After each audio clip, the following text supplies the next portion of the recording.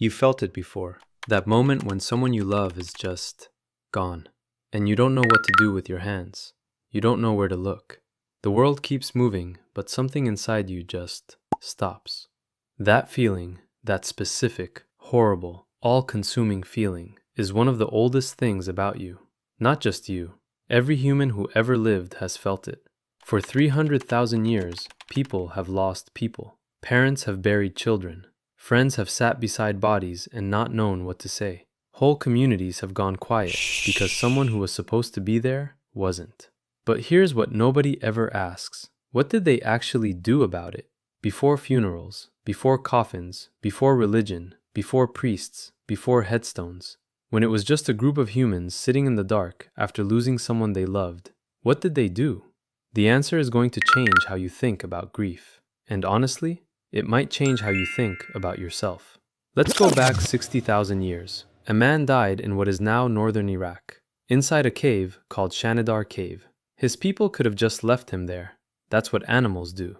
You die, the group moves on, survival comes first. Instead, someone picked flowers, dozens of them. Yarrow, groundsel, grape hyacinth.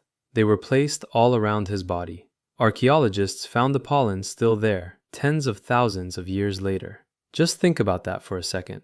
Someone 60,000 years ago, someone who had never heard a word of any language you speak, who had never seen a building or a road or anything we'd recognize as civilization, that person stopped, bent down, picked flowers, and laid them beside someone they had lost. That's not survival instinct. That's love, and it's 60,000 years old. And Shanidar isn't even the oldest example. In South Africa, in a cave called Rising Star, researchers found something that stopped them completely. Deep inside the cave, through tunnels so narrow an adult today can barely squeeze through, they found bodies, deliberately placed, not dragged in by predators, not washed in by floods, placed there, on purpose, by a human ancestor called Homo naledi, a creature with a brain roughly a third the size of yours. Even they understood that death deserved something more than nothing. Now here's the science part, and it's wild. Grief, researchers now believe, is not a flaw in how humans are wired. It's one of the most important things about how we're wired. When you lose someone close to you, your brain doesn't just feel sad. It does something very specific. It starts searching, over and over, like it can't accept the loss.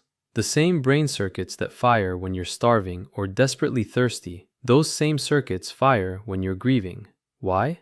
Because for most of human history, losing someone close to you was a survival emergency. Your hunting partner dies, you might not eat. The person who knew where the clean water was dies, your whole group is in danger. The elder who remembered which mushrooms were poisonous, which roots were safe, which plants healed wounds, when they died, they took irreplaceable knowledge with them. Grief hurts so much because those people weren't just people you loved. They were part of how you stayed alive. The pain was never random. It was a signal. Your brain screaming, pay attention, this matters. Do not move on too fast. But here's what really separates humans from every other animal. We didn't just feel grief, we built rituals around it.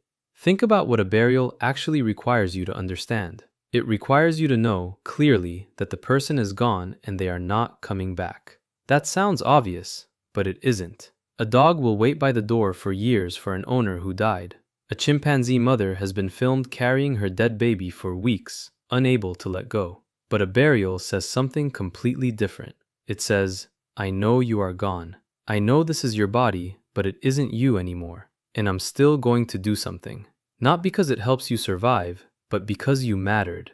Because this moment deserves to be marked. That's an incredibly advanced thought, and our ancestors were having it hundreds of thousands of years ago.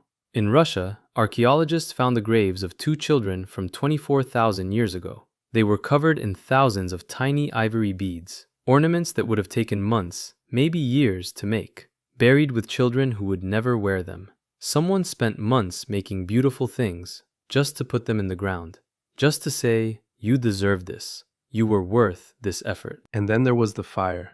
Anthropologist Polly Wiesner spent years recording conversations among one of the last hunter-gatherer groups still living close to the original human lifestyle, the Kung people of the Kalahari Desert. What she found was that nighttime conversations around the fire were almost entirely stories, and a huge chunk of those stories were about the dead. People who had died years ago, grandparents, hunters who were legendary, women who had survived impossible things. Their names were spoken out loud. Their stories were told like they were still somehow in the room. Every human culture ever studied does this, every single one. From the most remote tribes to ancient Egypt to the story your grandmother tells about your grandfather at every family dinner. We keep the dead alive in our words, not because we're in denial, because we instinctively understand that the people we lose don't just take their love with them, they take everything they knew, every story, every lesson, every memory. Telling their stories wasn't just emotional, it was how ancient humans passed down survival knowledge from one generation to the next. The dead, kept alive in stories, kept the living safe. Here's something that might genuinely surprise you. For most of human history, grief was not something you did alone. It was loud, it was public, it was communal. In ancient Egypt, professional mourners were hired to wail at funerals, women who would cry loudly for someone they had never met because the community needed to witness the grief. The person who died deserved to have their departure loudly acknowledged by the whole group. In many cultures, mourning periods lasted months, sometimes years.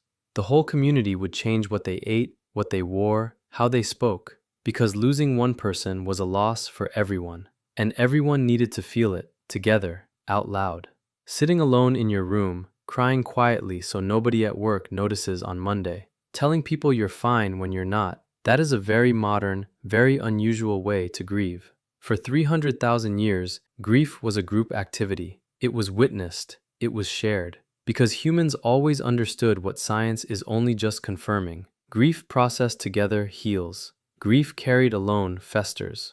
So when did that change? The same way everything changed. Slowly, and then all at once. We moved into cities. We became strangers to our neighbors. We built funeral homes and moved the dead out of our houses. We shortened mourning periods to fit work schedules. We created a culture where being okay quickly is somehow admirable, where grief is an inconvenience, where "let me know if you need anything" replaced actually showing up. The Victorians, for all their faults, had strict social rules about mourning. You wore black for a full year after your spouse died. Society gave you time, structure, and permission to not be okay, because they still understood that grief needed room to breathe. We took that room away, and we replaced it with nothing. Modern research is very clear about what happens to grief that gets suppressed. It doesn't disappear, it moves into your body, into your immune system, into your heart, literally. Unprocessed grief shows up as depression, anxiety, chronic pain, even heart disease. You don't escape grief by skipping it, you just carry it differently. So, what did ancient humans do when someone they loved died? They stopped everything. They gathered together. They placed flowers on the body. They wailed out loud, together, in a way that the whole community could hear. They told stories around the fire until the person felt present in the room again. They buried the dead with their most precious things, not because the dead would use them, but because the act of giving said, "You were worth everything I had."